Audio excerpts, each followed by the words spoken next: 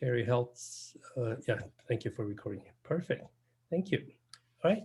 I am not recording it right now. Do you want me to record it? It's actually being recorded right now. Okay, So, great. yeah, thank you. All right.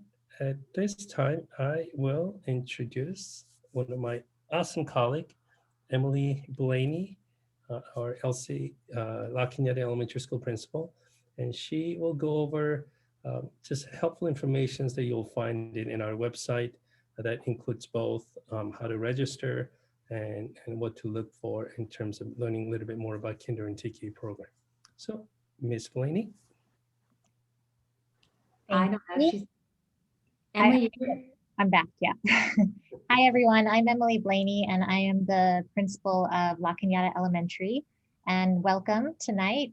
I am going to just briefly go over something that I think that our registrar will go over in further detail, but I wanted just to share my screen. If that's okay with you, Mr. Pack, I'm just going to stop your sharing. But I wanted just to show you the district website. And can you all see that? All right, our district website is very similar to each of our school websites. So our district website is lcusd.net, but you can go to any of the individual school websites as well. You can do that from the district website, or we each have our own website that's connected to our school mascot. So La Cañada Elementary is lcelions.net. Paradise Canyon's website is pcycougars.net, and Palm Crest's website is pcrpanthers.net. But in any of those websites, you're going to want to do the most helpful thing is go all the way down to the bottom of each of those websites. You're going to see this enroll button. And that is where you're going to find all of the information for enrolling as either a resident or a non-resident. Also, helpful information that I wanted to point out. Hey, I'm in the orientation. Oh, yeah, okay, I'm just having. Helpful information that I wanted to share with you tonight is at the top of any of these websites, at that ribbon, is a link directly for parents. And depending on which school you go to, I'm going to select mine. Parents have a list of options here.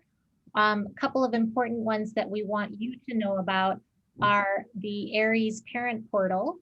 This is where you're going to be directed for different registration information and adding in your details so that we know how to get a hold of you. Also, at the very bottom, this icon called technology support, that's something that will get you directly to our tech department if you have a problem with any of the links. But I know if you contact our registrar, she can help you with any of those questions as well.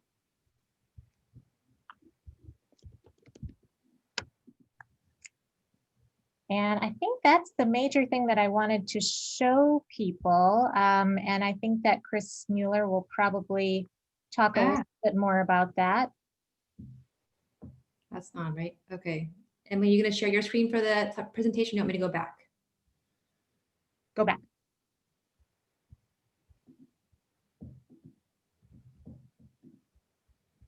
Okay. Thanks, Carrie. So here are a few things that Emily just mentioned about our Aries parent portal. Also, there's a media release. A lot of times the Outlook will come and do photo ops and put them in the paper for our little ones, and we need to make sure you're okay with that. So if you do not want your child to be photographed, or then you would fill that out. Otherwise, I think you fill it out either way, saying yes or no. So you want to make sure you fill that out. Emily mentioned the portal, the Aries help. And then also general help, you can always get at help.lcusd.net.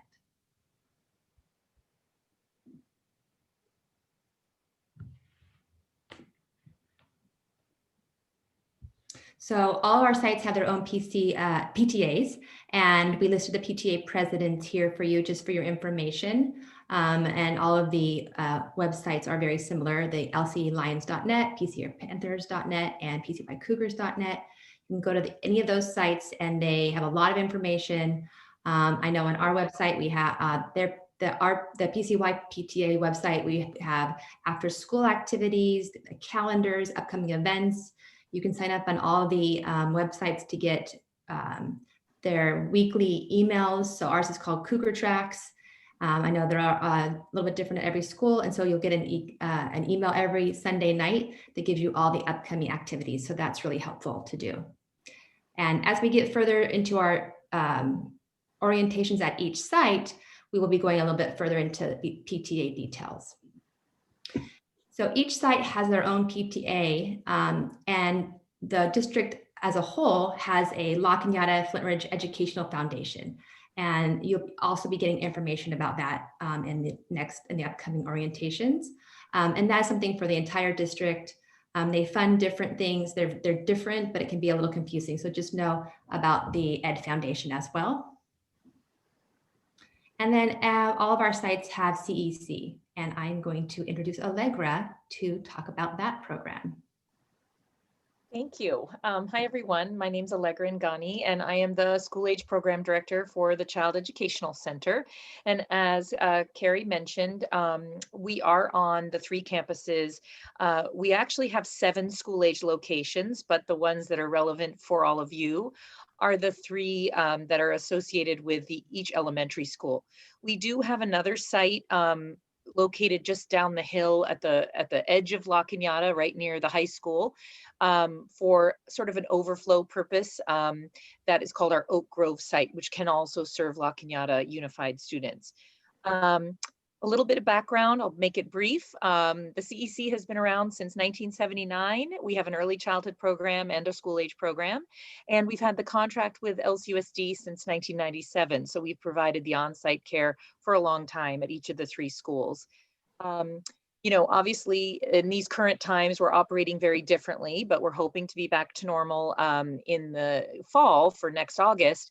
So I'm going to just talk a little bit about how it will work in a regular environment. So we provide care before and after school, starting at 7 a.m. and going till 6 p.m. We sort of fill in the gaps in your child's school schedule. So a kindergartner who might go to school in the morning could have early morning care with us and then be picked up after school is over on their school campus at 11:50 and join us for the afternoon. So we have different blocks of time that fill in a child's day. There is, in normal times, a long wait list, and we will be sending out registration materials for next year, starting in the coming months. We usually re-enroll current families starting in February, and then extend that in March and April to new families. So we may delay that a little bit this year because we know that families are still not sure about sort of what their plans are and what's going to be happening with the pandemic. So be looking for information about CEC on our website. You can also email me anytime. Just go to the CEC's website and you'll find my information there. And you're welcome to call me at the CEC office if you want to talk specifics. We are currently open and have been since the start of school, but we're following all of the public health guidelines right now with very small cohorts and very limited enrollment at each of the 3 schools. And it's gone great, and we are very happy with our relationship with everybody at the district. We have a really close working relationship with the principals and the school office staff and everyone on campus. So we feel really lucky about that. And just so you know, the CEC really complements the district in vital ways. We work closely to support children's social and emotional development. We support with homework. We've been helping with a lot of virtual learning right now for children. And we see it as a true partnership between parents and school personnel and the CEC. We are educational professionals just like the school teachers, and we really see that as a great working relationship. So please don't hesitate to reach out to me if you have any questions. I know this is sort of a strange time to be thinking about registration, but we do want you to get on that wait list because typically in normal times we are quite full. So please reach out to me if you have any questions. Thank you. Thank you. Thank you very much. Really, one of the best things about CEC is really it's on our campus. So in many ways, it's really extension of our school. So we have a great staff and great working relationships. Thank you. All right, so next is probably one a lot of you have a question on how to register and what's the age the child needs to be to register for both kinder or TK. So we have our fabulous registrar, Chris Miller. She's here to go ahead and go over some of those answers and also and let you know some of the important dates to remember. Okay, so I'm going to go over a lot of information, but just know that much of this is on our website. And it's not as painful as it might possibly sound. You're not buying a house, you're just registering your student. So a couple things on this slide are the 2 enroll buttons. I know that Emily pointed out the Aries Parent Portal. However, you will not utilize that at all until your student is fully enrolled in the district. Find the button, I'm on the parent portal, because it's not on the button in order to enroll your student. So just remember those 2 buttons are your most important ones. One is found underneath the picture on each and every website, and then the other one is found at the bottom of the website. So all that being said, so when you do get onto the enroll portion of the website, it's resident enrollment. Step 1 is geography. That will tell you what your neighborhood school is. Do I guarantee your neighborhood school? I do not. And the only reason I say that is because sometimes grade levels do get filled. It typically doesn't happen with kindergarten,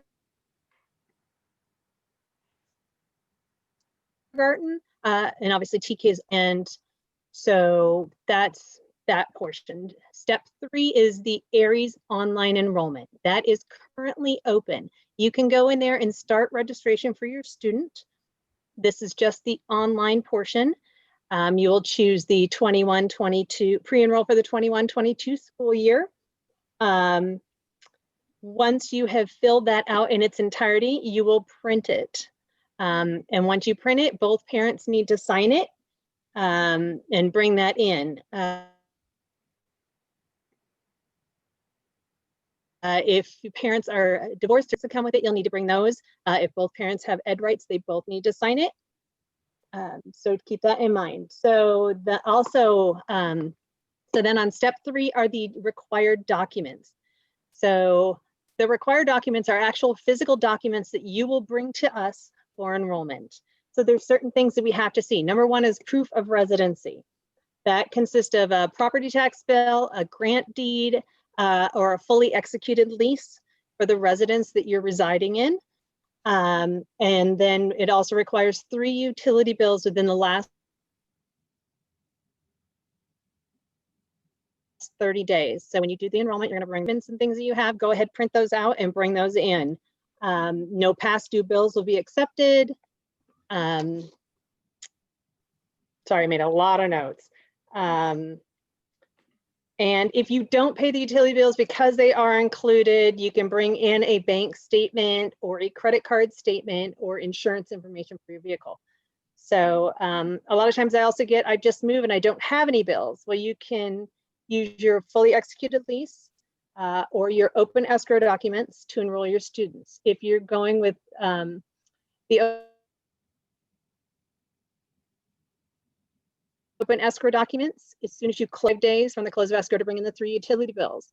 The same with the lease. As soon as the lease starts, you have 45 days from the start of that lease to bring in 3 utility bills to finalize your proof of residency.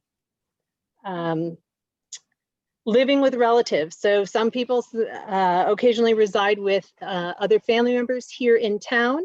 If that is the case, you will need to provide all of their proof of residency plus 3 bills that come in your name to that residence. And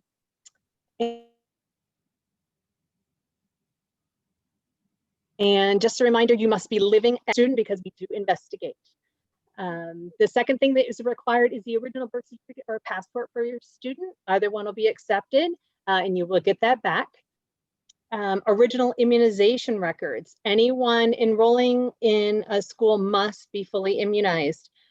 Chris Henry will go over all of those immunizations and things that are required. It's also on our website. If you click the link, it'll tell you what the required immunizations are. If your student was previously enrolled in a TK or kinder program, if you're going into first grade, you will need your students' last report card and the request for records form. And then there's a superintendent residency letter where you are stating that you'll reside within the school district boundaries as long as your student is enrolled in our schools. And then that's pretty much it for the required documents. Those submission dates for those documents are going to happen in April. We are not doing a separate one for siblings or anything like that because of COVID. So we are doing it outside at La Cañada High School.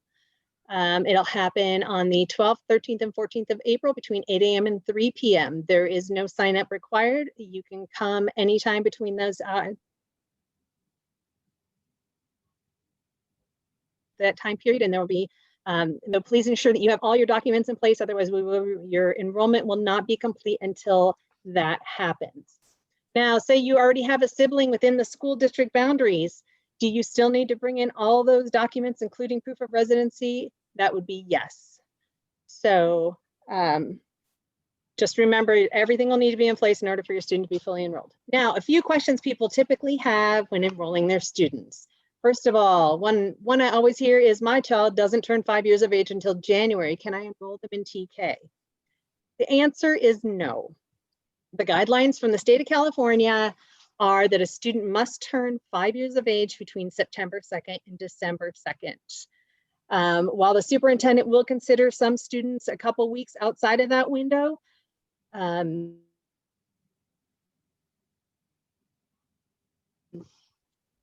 she normally does not look beyond that. We have before, which I understand. However, we stopped that a couple years ago because of the fact it just doesn't create a cohesive learning environment for the teachers or the students. So just be sure and bear that in mind. If you do fill out an enrollment document and you bring in enrollment documents for your student and they are outside the window, we will hold on to them and the superintendent will review them over the summer if space allots. My child is kindergarten eligible, but I want to enroll them in TK. Can I do that?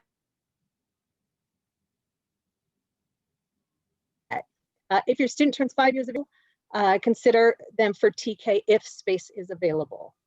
They will not be automatically enrolled in TK. We will hold the spot for kindergarten, but we will hold their documents to see if we do have space in TK.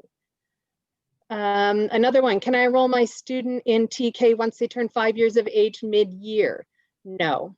Students have already gone through months of learning and they would technically be behind, and we do not enroll mid-year for TK.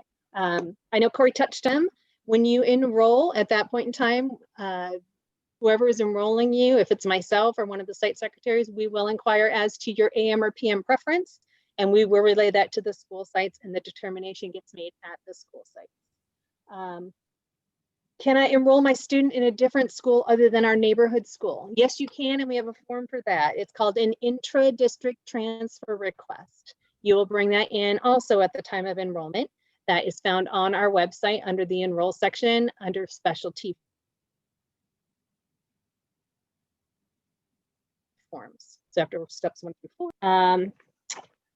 And then, how soon will I know if my student has been placed in the requested school? That will happen over the summer, and we will notify you as soon as we know that we have space for your students. Another one is, what if I already have a child attending a different school other than my neighborhood school? Then we will automatically consider your student for the same school that their siblings are in. We will not force you to go to multiple schools. Regarding those of you online that have permits or that have students currently attending, but your other student and they're here on a permit and they have a younger sibling, you will need to go through the permit process prior to enrolling your student. Because what happens is we go through the lottery, we do everything, and then we go ahead and place students based on spaceability, that they have to go through the lottery process in order to be considered for one of those spots. All the dates for permits are on the website. The acceptance time period for permit applications is between March 1st and April 23rd. The lottery drawing happens on June 4th and will start to place thereafter. So I see there's a few questions in the chat room. Did you want me to address those now or do you want me to wait? Sure. Why don't you address those now that you see? So Chris, let's can see we here. help you with that? I can read you some questions from the chat. That would be wonderful. Okay. What if we are moving to a new home within the district? So if you're currently living in the district and moving to a new home, you can register with that home. If you are moving into the district, you can enroll your student once you have moved into the district. So, because we enroll all year long, all the way up until school starting and even after that. So you'll enroll at that time. If we're currently enrolled in TK, do we have to resubmit and do everything again to register for kindergarten? You do not. You should have received a letter in the mail last week in regards to your placement for your TK student to the next, to matriculate to the next grade level at their neighborhood school. If we live with grandma, does grandma need to go in person for the registration of our son since proof of residence is under her name? No, but you will have to acquire all the documents from grandma and bring those in along with a living with relatives letter and all the 3 bills that are coming to that address in your name. Can you clarify the month and age for TK and the age for kindergarten?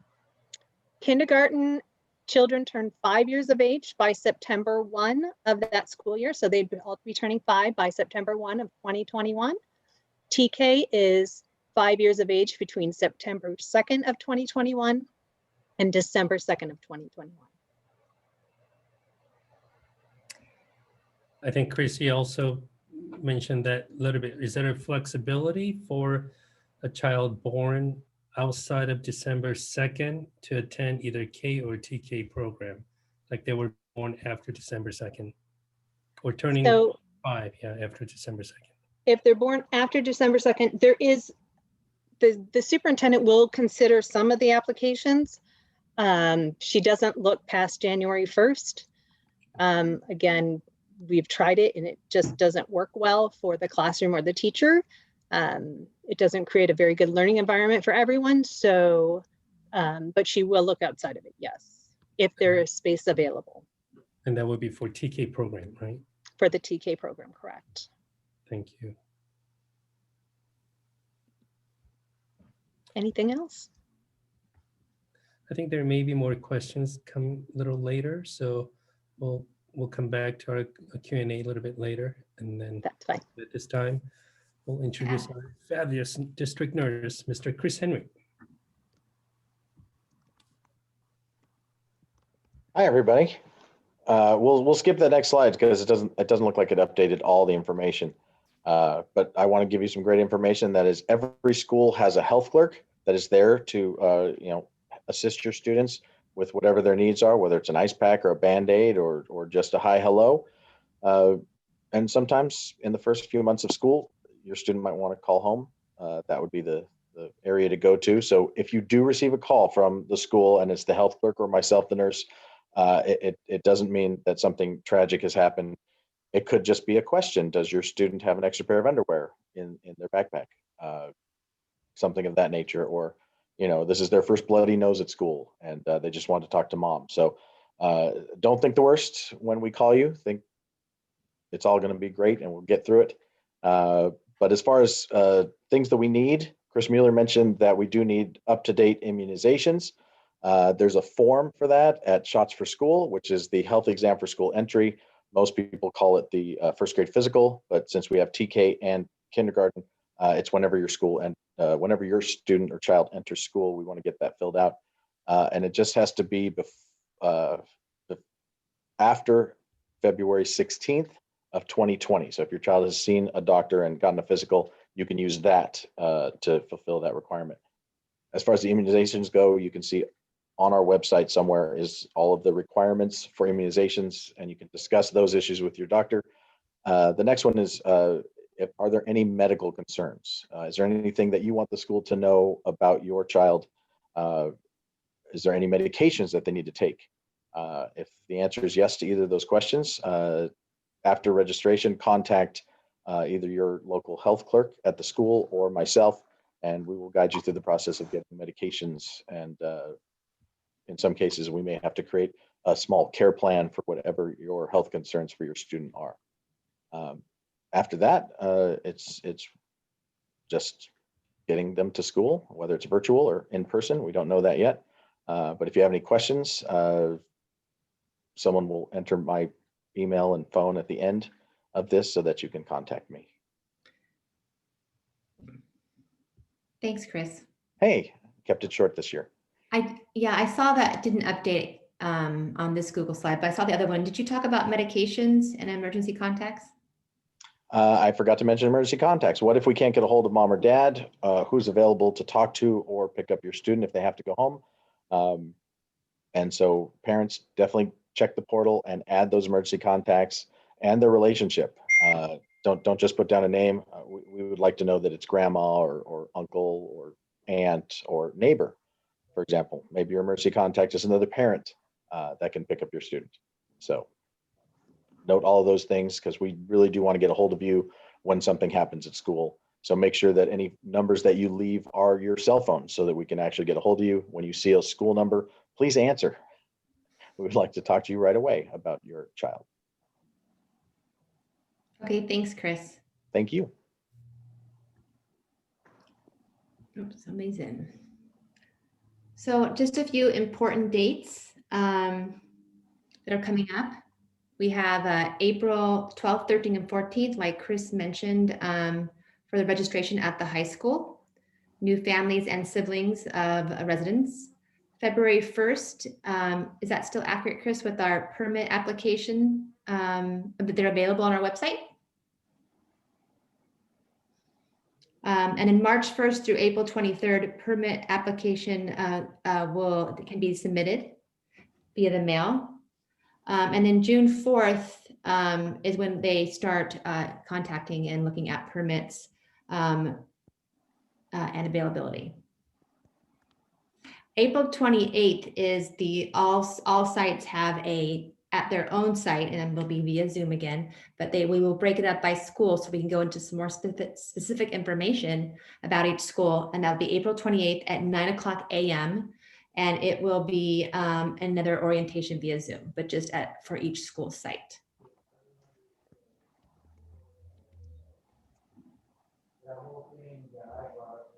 And now we'd like to introduce our teachers, and they're going to talk a little bit about kinder and TK programs. Annabelle, do you want to start us off? Sure. Hello, good evening. I'm Annabelle Daneman, and I am the TK teacher at LCE. I'm privileged and honored to be teaching our youngest learners. Most of you are incoming kindergarten parents, but I know I might have a small group of incoming TK parents. My presentation will be very brief, and during back to school night, I'll go more into detail in specifics to our TK program. So what is TK? TK is not preschool and it's not kindergarten. It serves as a bridge between both. There is specialized curriculum for our TK class. We adopted Wonders from McGraw-Hill, which embeds English language arts, math, science, social studies, and there's a big emphasis on the social emotional development of our children. We learn about letters and sounds. We learn high frequency words. We learn numbers up to 20. We learn about shapes and patterns. We also learn monthly poems and many chants. And we sing every single day in TK. Another tool that I use is the alignment of the preschool learning foundations. It's a guide for me to help plan best practices for my TKers. And finally, I want to share my two main goals for my TK class. An important goal for my class is to support their social emotional development, which includes the growth of self-awareness, self-regulation, empathy, caring, social interactions, and relationships. This was, of course, a challenge to do in the fall over Zoom, so I'm really happy to be teaching in person to help support the growth in this area.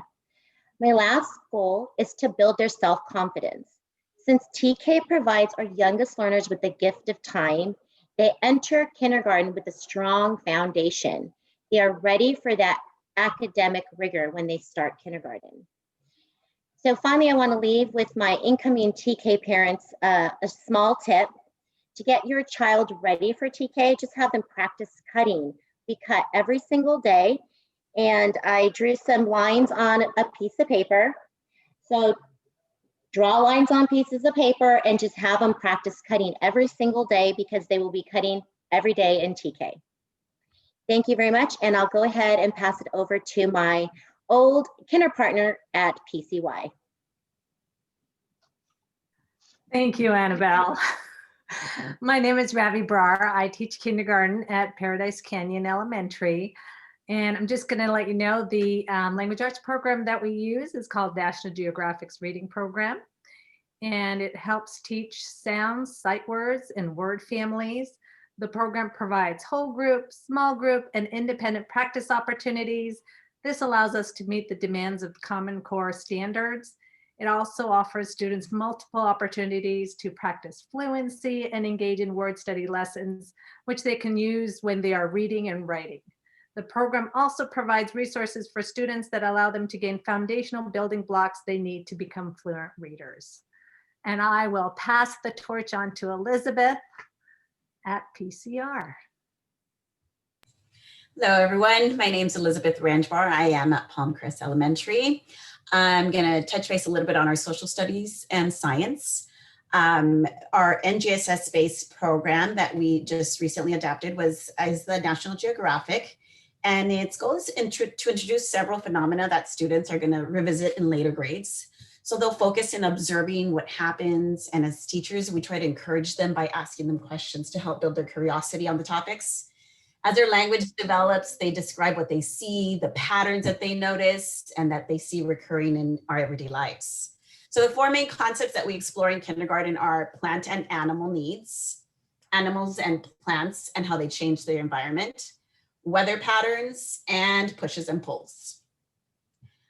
As far as social studies, we have a pretty old program, but we try to incorporate much of the concepts that we learn in social studies through the curriculum, especially through our National Geographic language arts program. And we focus on being a good citizen, geography, time, national symbols, life in the past. And as teachers, we try to build an understanding of these concepts by furthering their beginning literacy skills. So a lot of text, fictional, non-fictional text is what we try to incorporate into the programs, touching on the Common Core state standards as well. And I will hand the torch off to our Mrs. Harder, who will be talking to you guys about mathematics. Thank you. Hi, everyone. I'm Rachel Harder from Palmcrest. For math, we have the Everyday Math curriculum, which is published by McGraw-Hill. It's very hands-on and engaging. The students have a lot of manipulatives that we like to use in our daily lessons.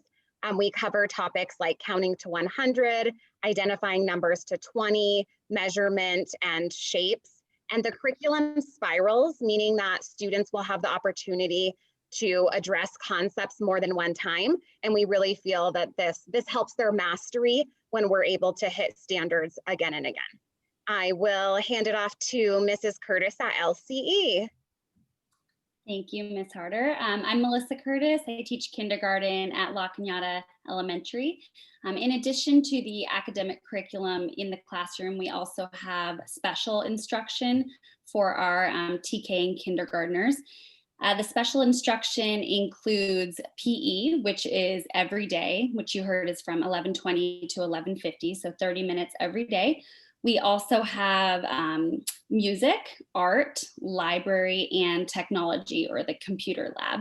So as we all know, our students this past year got an extra dose in technology and became Zoom experts overnight. And we never thought our little ones this age would be able to learn how to mute and unmute themselves and join breakout rooms, but they rose to the challenge. And in typical years, we I think most of us would say that we don't incorporate as much technology as this past year. We have had to rely on it. We try to strike a healthy balance between technology in the classroom and pencil and paper, building those fine motor skills. So we do have iPads available for the students and we use them at our discretion, but we really do try to emphasize lots of crafts and cutting and gluing and coloring and just building those hand muscles so that they can begin writing. And I'm not sure who I'm passing it off to. The next slide. Next slide. We just are going to do some questions. So I can read some of these questions and then the expert in charge who can answer. When I enrolled, it just let me sign up for LCUSD, the Q. Will we be enrolled in our neighborhood school later? Also, do we wait until April to bring all those documents? So the answer is yes to the enrollment documents. You're going to wait until those three April dates. People enrolling after that will then schedule appointments with me to bring in the documents. The second part is wait till April, and when are you enrolled in your neighborhood school? You will be enrolled in your neighborhood school once we receive all the documents, and we will place you in your neighborhood school to begin with. So just know that you're going to get your neighborhood school to start unless you're requesting an intra-district transfer. Okay, thanks. And Chris, this is another one for you. If turning 5 in August, but want to apply for TK, will that be considered if there is room?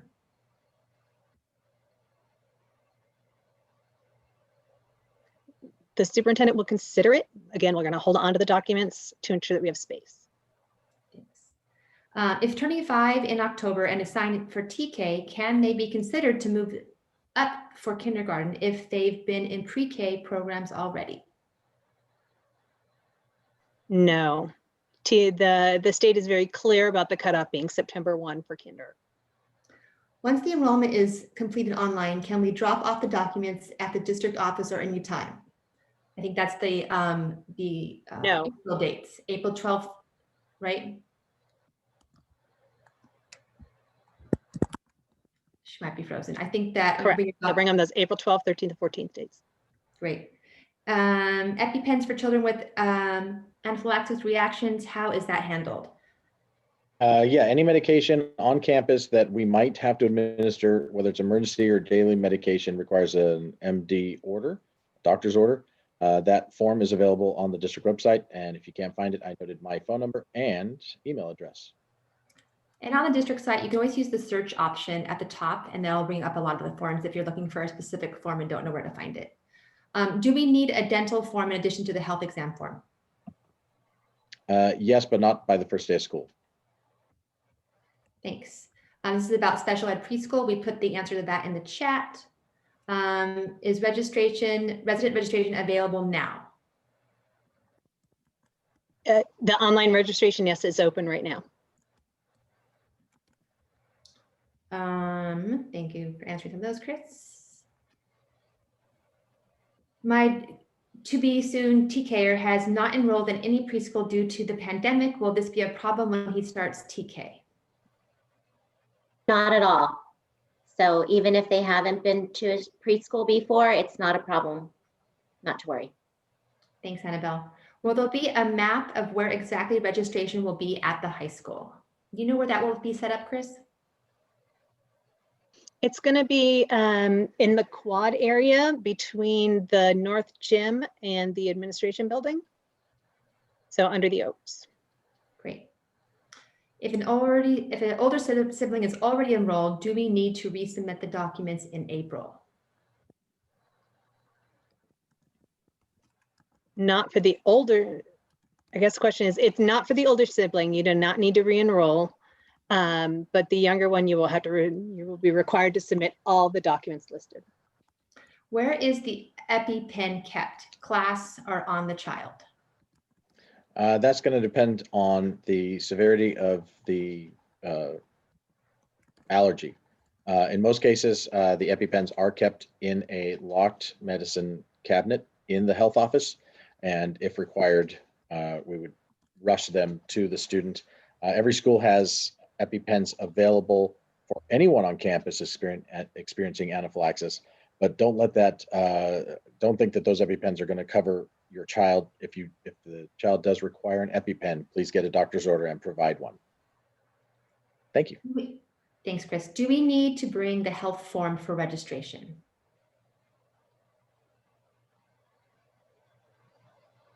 We prefer to have the health form at registration, but I know some kids do not turn 5 years of age until later, and then they have later doctor's appointments. So as soon as you have those health forms available, you will turn those into the school site that you have registered for. What information can you give? Oops, it just jumped on me. Hold on. What information can you give us about what school will look like in the fall? What remote or hybrid would it be for kinder? I can try to answer that. There is no way of knowing at this point in time what the fall is going to look like. Our hope is that it's going to look like a traditional school year where everybody will be vaccinated and healthy and coming to campus like normal.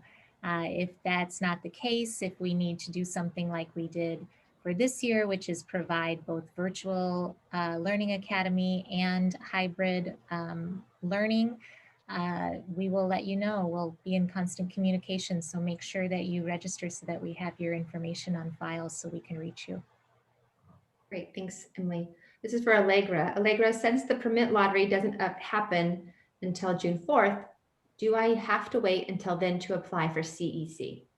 Actually, no, we encourage you to apply prior to knowing your permit status or even your assigned school because of that wait list. So as soon as you see the registration open on the CEC's website, or you want to give me a call and talk about it, then we would encourage you to register, even though you're not sure of the AM or PM schedule and you're not sure even which school would apply for your child. So we have an interdistrict category on our registration to sort of reserve a few spots for families waiting for their school assignment. Thank you. If the child is accepted outside of the September 2nd through December 2nd timeline, do they start with their class in the beginning of the school year? Yes, they will. How do we request AM PM preference for kindergarten if my child is currently in TK? Email the school site on the letter that was sent to you. So you're going to email your neighborhood school. Is TK also a half-day schedule? Yes. For the children who are eligible for kindergarten but may prefer TK, if space is not available in TK, are they also automatically put on the list for K? So what we do is we put them on the list for K first, and then we hold their space opens up, they'll automatically go to K. Okay, thank you. Any other questions? I don't see any more in the chat. But everybody does, I think, have the ability to unmute themselves if you do have a quick question. Most of them are district-wide questions. We're going to answer site-specific questions at those site orientations that will be coming up. Okay, that is the end of our orientation. We thank you all for coming. Thank you, teachers, for coming. Thanks, Chris and Allegra for coming with information. And we will see you all soon. Bye, everyone. Bye. Bye-bye. Good night, everyone. Bye.